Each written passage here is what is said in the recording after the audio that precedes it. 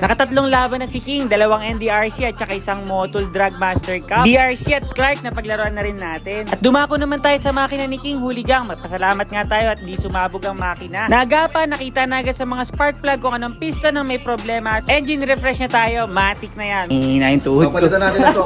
Asok patay. Ang B20B, si Boss Dex ang kakana niyan. Iwanan muna natin dito. Ang totoo niya, ituturbo yan. Ayaw lang. Si Boss, sana nga, ano? As always, huli ako.